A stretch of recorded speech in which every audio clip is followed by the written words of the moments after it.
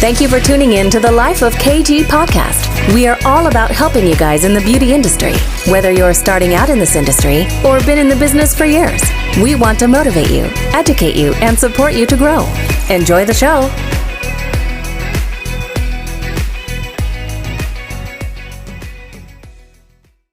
Hey everyone, welcome back to Life of KG. So today I got to interview Helena, and Helena is the editor of Scratch magazine, which I'm sure you've all heard of.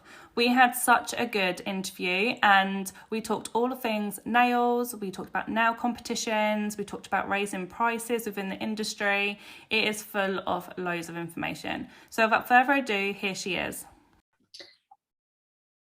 Hi, Helena. Thank you so much for joining me on the Life of KG. How are you? I'm well, thank you. How are you? Thank you for having me. Oh, I'm very good, thank you. We've both recovered after Olympia Beauty this weekend. Yeah, just about.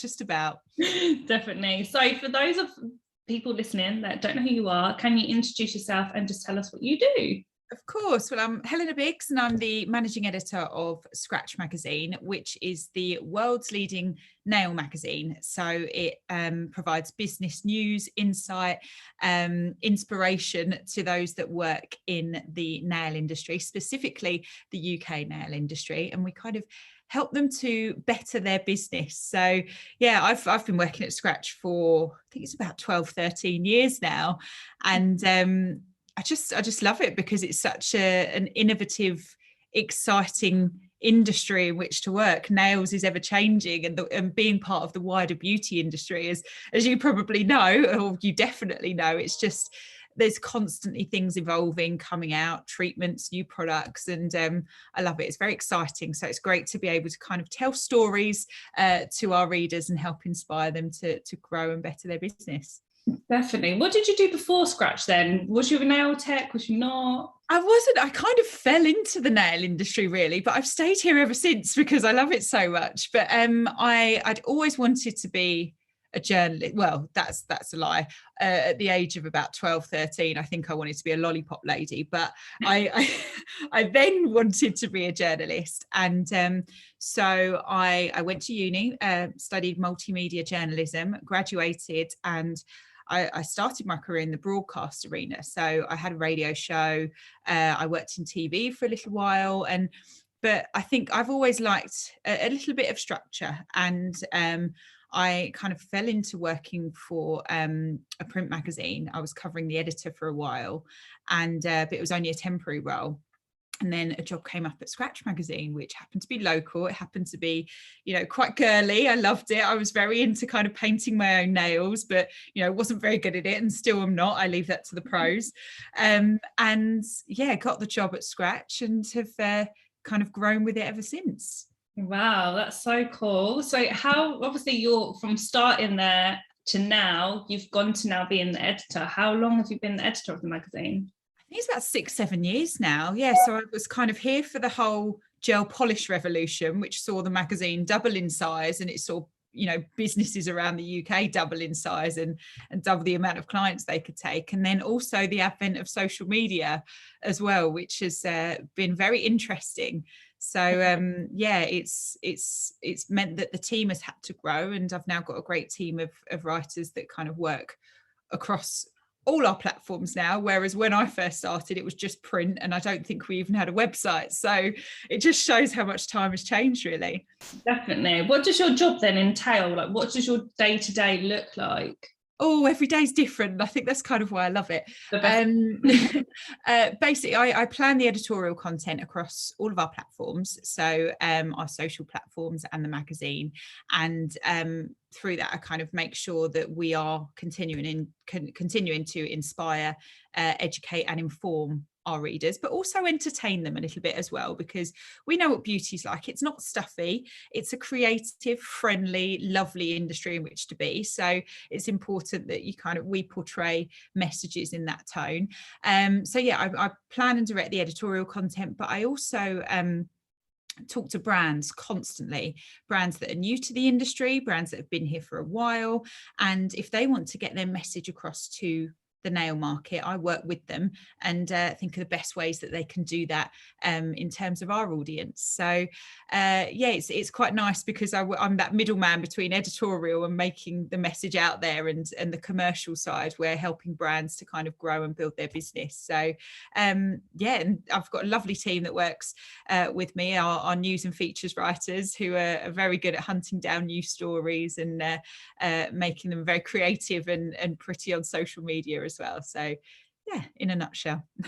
So talking about brands, obviously you must work with so many brands, and I bet you've seen brands come and go and brands stay in. Obviously the industry, well, would you say the industry has changed a lot since coming back after COVID? Has it gone back to normal? What has it looked like for the brands out there?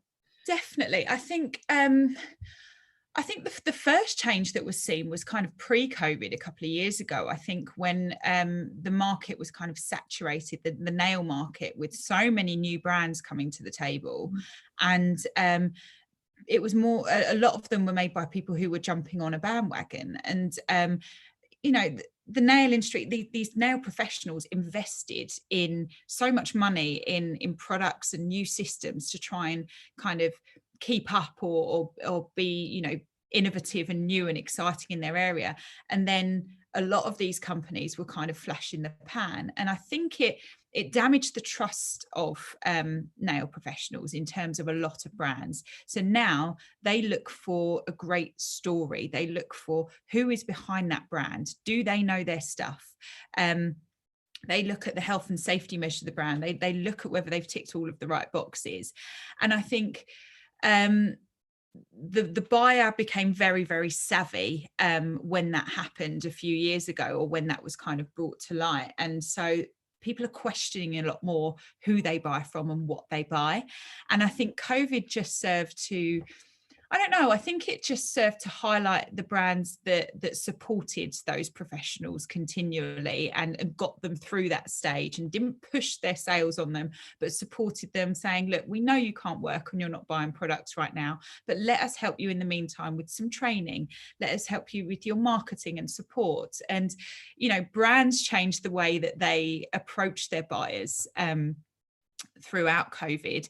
To just keep that trust going, to keep that kind of relationship alive. And I think that's been one of the key things that has not only supported nail professionals, but has kept brands, in the domain, and kept people buying from them now that we're kind of sort of out the other side.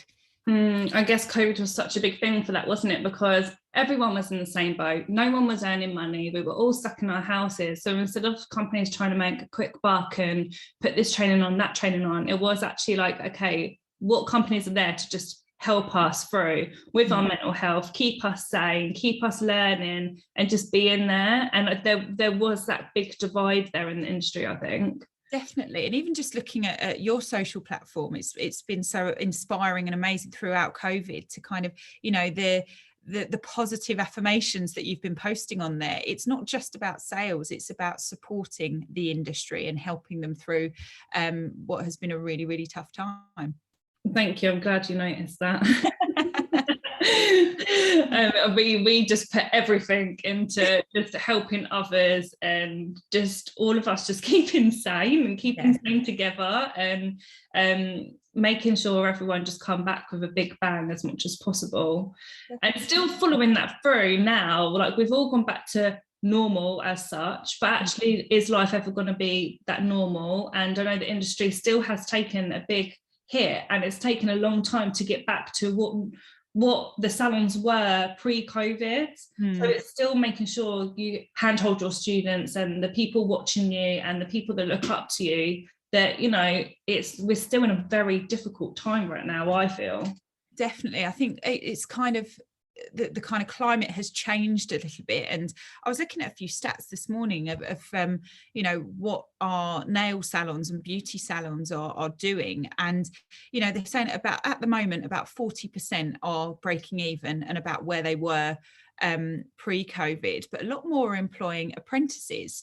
Obviously, taking advantage, not taking advantage, but also taking advantage of the fact that know, they can train someone up, but they can pay them a little bit less than they would someone that's fully qualified, but they can, you know, work with them to evolve their career. It helps the apprentice, but it also helps the salon in that, you know, they've got someone that has, you know, trained up in their style, in their way of doing things. And we've seen a shift in how people are working. A lot have gone from the salon environment to setting up at home, because a lot of their clients aren't comfortable being in a wider salon. But on the flip side, we've still got loads of people that were just begging to get back to salons and just, I want that environment. I want, you know, the lovely well-being feel that I get when I'm in a salon or a spa. And I think the industry's got even more interesting in the way that people are working in the kind of post-COVID climate.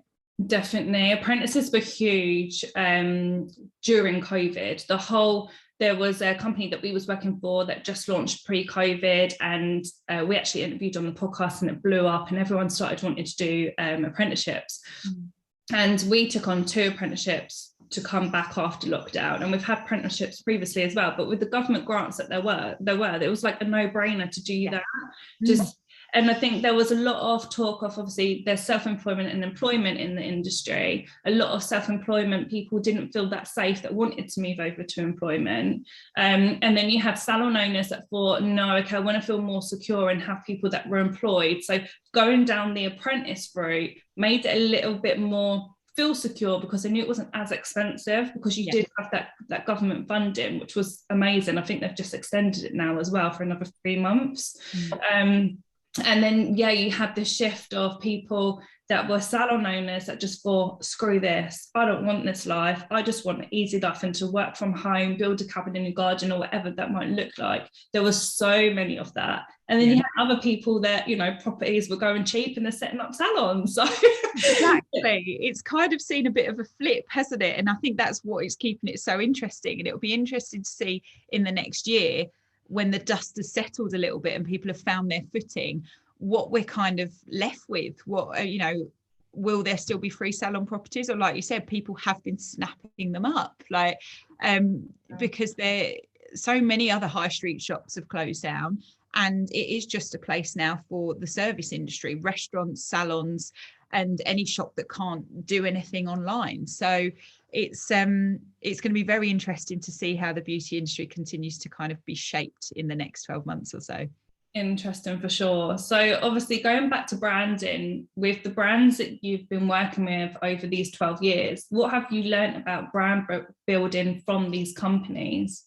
I think you have to know your audience. I think it's all about that building trust, and it's catering your content and your products and your training to exactly what they need.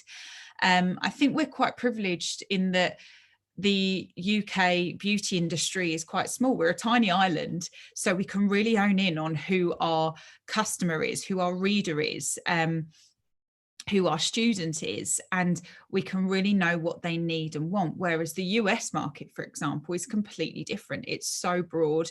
You have to work from state to state. You've got different rules from state to state, and it's very hard to do something that fits the entire country, whereas we can here.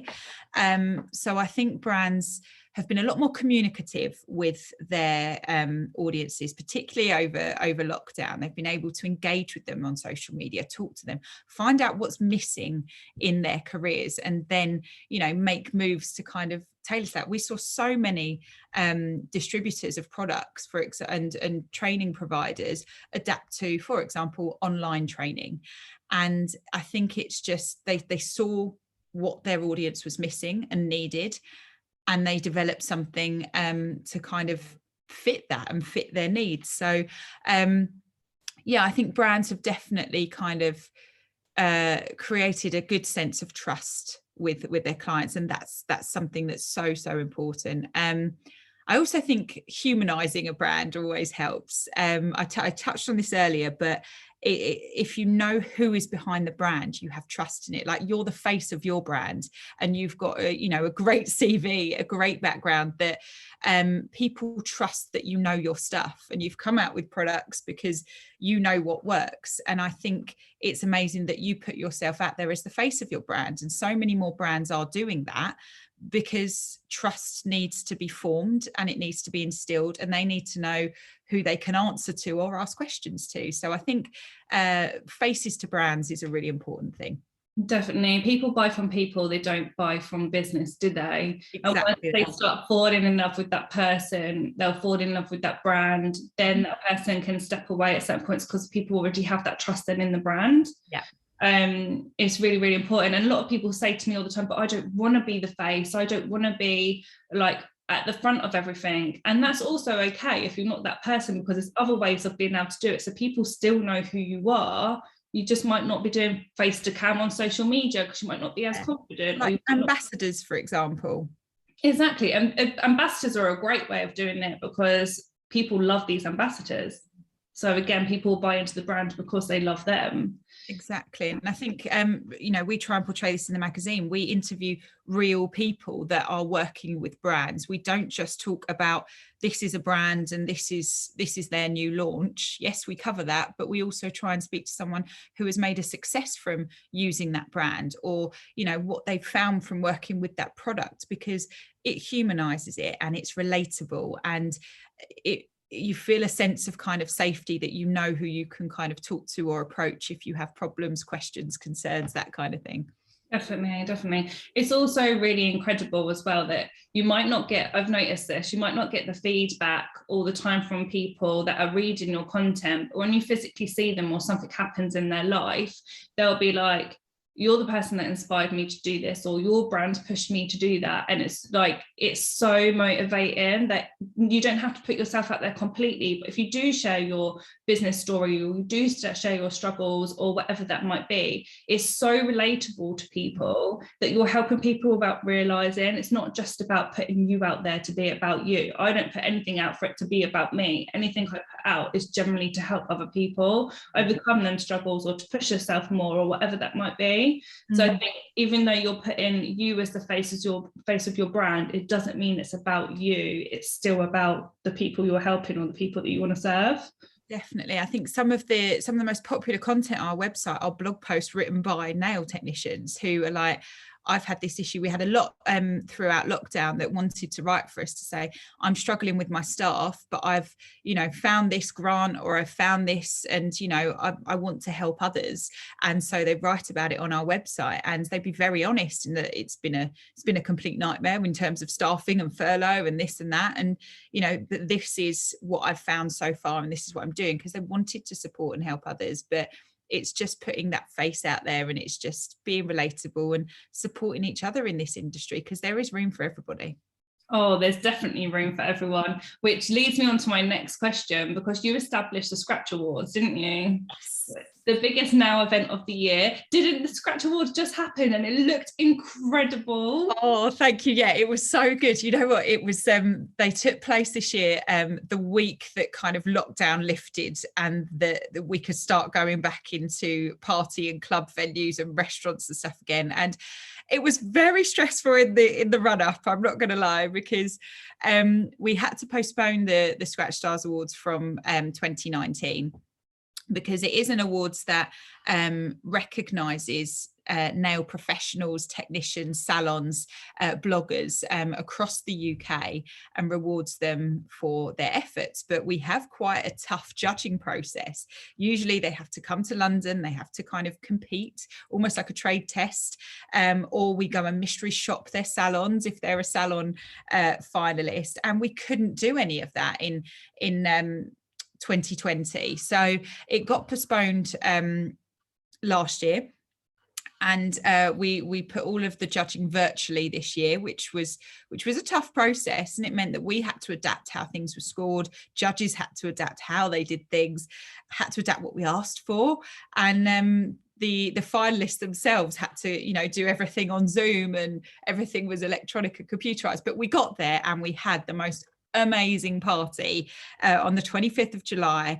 The industry came together, and at the start of it, I did read out, I was like, we need to be wary of social distancing, and we'd normally love to give you a hug when you win, but we can't probably do that. It's it's down to your own discretion. I think about an hour in, everyone was just like, you know what, we're here. We've all done our tests. We've all decided to be here because we want to celebrate with the industry. And we've been cooped up for far too damn long. And the dance floor, people were still on it about 1:30 in the morning, having the time of their life. So it was a great way to celebrate not just our winners that night of the awards, but the nail industry getting back together and starting afresh. Definitely such a good moment for everyone just to come together, whether you place or whether you don't place, doing that whole experience. It's just absolutely amazing. Obviously, we just done the Lash Games at Olympia and people were competing there. But how important would you say it is for people to apply for these awards in the industry?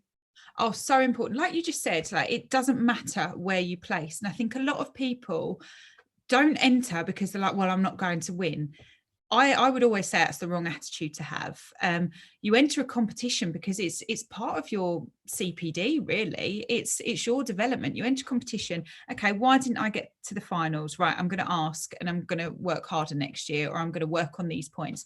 Right, if you got to the finals and you didn't win, right, I would like my score sheet. I would like my feedback and find out, what areas I can work on. But well done me, I got to the finals. I can still market that opportunity. I can still tell all of my clients that I got to the finals in a national award.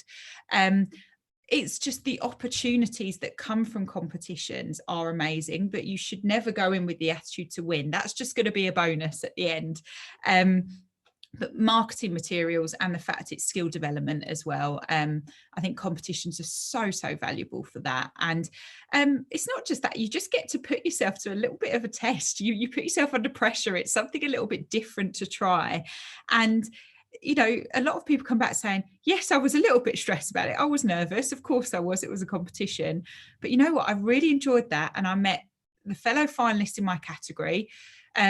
We all chatted. We've all now got each other on Instagram and we're all learning and being inspired by each other. It's a great opportunity for networking. I think when we had the last time we were back in London for the trade test for the competition days with the finalists, loads of them just went to the pub together after, and it wasn't any rivalry. What was done was done. They did their nail work and that was it. But it's like, you know what, let's just go, and we've come this way to London. Let's use this opportunity through this competition to talk to each other, learn about each other's business and maybe ask each other's questions. So yeah, really, really good way to kind of network, but also push your skills, I think. Yeah, getting out your comfort zone, producing stuff you might not be able to produce on the salon floor, getting that portfolio work that you mostly wouldn't be able to get if you were just doing like the standard nail clients. And networking is just priceless, isn't it? I mean, the amount of people we met over the weekend, and it just fills your heart, just meeting people and like-minded people. It's just, yeah, you can't put a winner's tag on that, I don't think. Exactly. I think things like that, things like competition, you say about, they really push you out of your comfort zone. And it's like, whether it's forcing you to work on your timings or your creativity, you can then take those skills back to the salon and just be like, you know what, I pushed myself and now I've learned a new technique, and I can do it a lot quicker than I used to, and I can take that back to the salon. And I just think competitions are just a great opportunity for everyone, no matter what field of beauty you're in. Yeah, definitely. One thing I've been really keen to ask you, as you are the editor of Scratch Magazine, I get asked all the time, how do you get featured? How can I write articles? What tips have you got for those that are keen, that are listening or watching right now, to get their foot in the door when it comes to any writing for magazines? I think most importantly, come with a story that either inspires others, that they can learn from you, or they can be inspired by you, or come with some kind of angle, something that's really interesting that you haven't maybe seen before.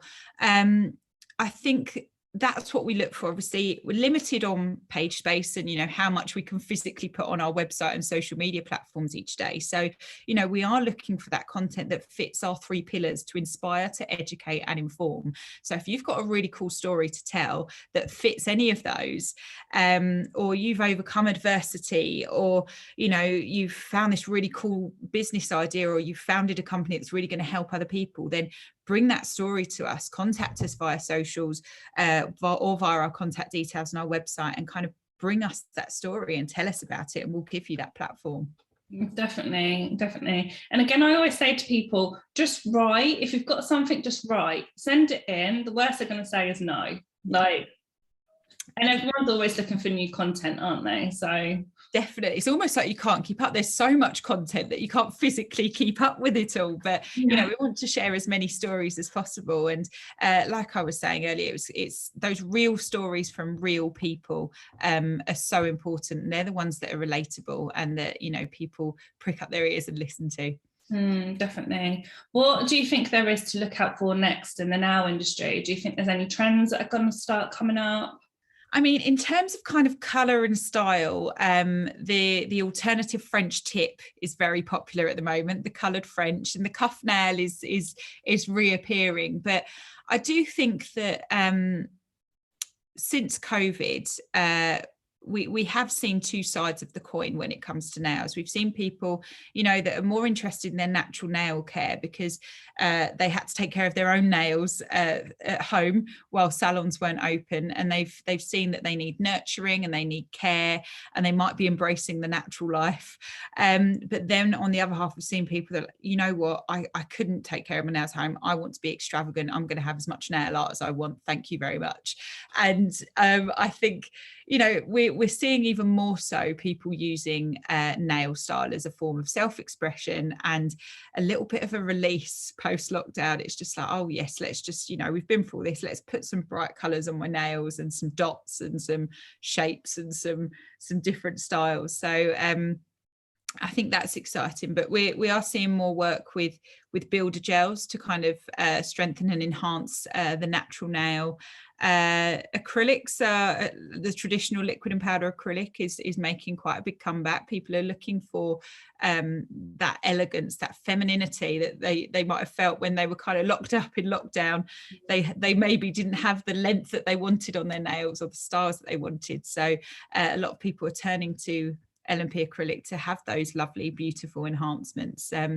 Yeah, and it's just we're seeing celebrities really kind of upping their nail game. They're posting their nail styles constantly on social media, and we're seeing some really avant-garde styles, and particularly on men as well. And the amount of men that have started wearing colour on their nails has been amazing. Started with Harry Styles really in recent years, and you know, we're seeing Megan Fox's other half, he's been wearing them. I think there's a lot more male grooming products coming out, and male only shops for kind of makeup and skincare products. And I think that people are embracing the fact that, you know, nail colour is again a form of self-expression. So there's a lot of male celebrities that are kind of paving the way and just showing that, you know what, it's pretty cool, we can add some colour to our nails, let's do it. Wouldn't it be brilliant if you could go to the nail shop with you and your partner and both get your nails done at the same time? Yeah. I mean, how many people are doing that at the moment? Not a lot, but it would be lovely. I think the traditional British male attitude may need to kind of change or need some nurturing, I think. But I think it's getting there. I think I'm going to work on this. Give it a go, see what happens, and let us know. But getting down the salon. It's when they get their feet out, though. How are we feeling about that? They can definitely go to male groomers only. Absolutely. So when it comes to prices in the industry, a really interesting topic, and I have been seeing quite a lot of it lately, especially on like Facebook forums and stuff like that, about charging right and things like that. Do you feel that we undercharge for nails as an industry? Do you think it should be a higher price service compared to other beauty treatments that are higher priced in the industry? I think it all depends on appropriateness. It depends on whether you've had the training to provide that higher service that warrants a greater price bracket. But I will say that overall, nail technicians do need to look at their prices and their time. So, for example, you could be doing, I don't think nail prices have changed that much in about 20 years, whereas the hair industry, for example, prices have almost trebled. So why hasn't the nail sector? So for example, you could be doing a full set of L&P acrylic nails in 1 hour and charging, say, £45. You're completely focused on that. It requires great skill and qualifications in order to do that, which you've paid for as a nail technician. And that is an hour out of your day, time-wise. You're now adding on increased PPE costs, and you need to look at all of your overheads. If you're still in a salon, what's your rent saying at the moment? It's put yourself a little table together and really reevaluate your costings, because in the hair industry, for example, they're now charging, triple to what they were 20 years ago, but they can be, set someone to put their color on or do their foils, and then they can go and do another client within that hour and then come back. They're earning a couple of £100 in that hour, and it is all relative to the service. But I think if you've got the skill, you've got the qualifications, you've got the training, and you give an incredible nail service, charge what you're worth. Look at your overheads and look at what you comfortably want to be taking home at the end of that day. If that's not a comfortable cost for you and you don't get to live the life that you feel that you deserve, then you kind of need to rethink, right, I need to rejig my prices, or I need to look at other areas of my business. And I do think that's such an important thing for people to consider, and that should be reviewed every couple of months. If your clients respect and love what you do, it shouldn't matter about the competition, someone that's doing a £10 set of nails down the road. Your clients will come to you because they like the service that you're giving, they like the time with you, and they fully respect that you need to make a living and you're giving a great service. Definitely, I agree. And I always say, don't look at the competition. Who cares what they're charging down the road? But also, it would be great if the industry did come together and raise prices as an industry, because like you said, nail industry prices haven't changed for many, many, many years. But if they did and everyone stood together and done that, it would be so much more of just a better industry and a better way of living. Because especially in a salon, obviously I'm a salon owner as well, our nails are our bread and butter. Like, we do nails all day long, but they're definitely not a profitable treatment, or as profitable as what other beauty treatments are. Exactly. So I think there's so much more that we could do with the industry if everyone just raised their prices and, like you said, charge what you're worth. And I feel like it's sometimes it's very tricky, but you need to be a bit firmer with clients. If they say at the end of treatment, oh, can you just add a dot on each of the nails, you're inclined to say, oh, you know what, it's only going to take me a couple of minutes, yeah, maybe I will. That's still a bit of product cost. It's still, a couple of minutes of your time at the end, and it's like, yes, that's going to be, £1 a nail. And oh, I didn't realize that. Oh, that's fine. Make sure that you are doing the upsell and that you are charging what has been asked for and what you have produced. I think a lot of them are guilty of just being like, oh, it'll only take me a second, but those seconds build up and those minutes build up, and that is time and that is money. Yeah, we're really, really strict on that in the salon. Say, for example, top of my head, a set of nails might be £30, but no one goes out with the set of nails. They will add on glitter, extra £5. They'll add us some nail bar, another extra £5. They might add gel polish to their acrylic. That's an extra £10. So then actually their nails end up coming to like £45-50. So it's all the add-on services that you have to do. And like you said, inflation right now is huge. Electric's going through the roof, gas is going through the roof.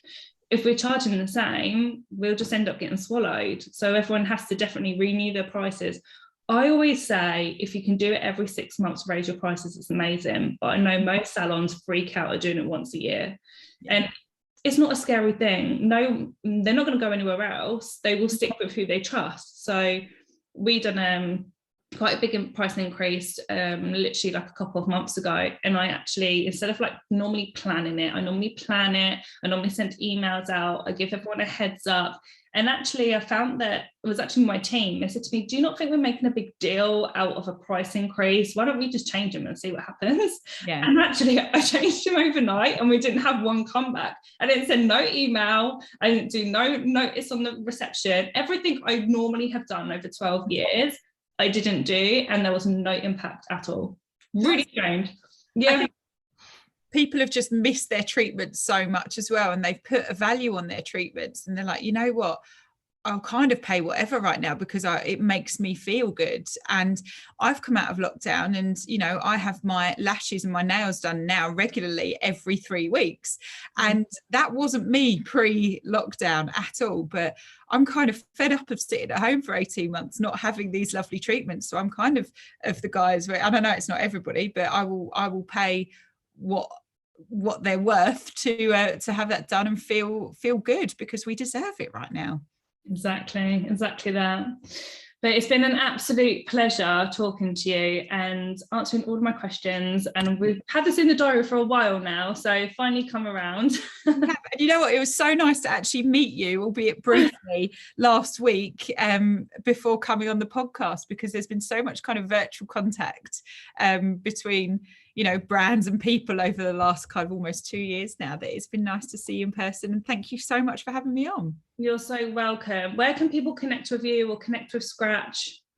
So follow our social platforms. Scratch Magazine is our handle. We're on Facebook and Instagram are our key platforms that you can find us on there, and also scratchmagazine.co.uk. And if anyone's got any really cool stories that they want to share, my contact details are on the website. More than welcome to just get in touch. Like I said, it's all about being, you know, humanizing a brand and being approachable. And I'd love for people to approach me and share their story. Amazing. Thank you so much for giving up your time. No worries. Thank you, Katie.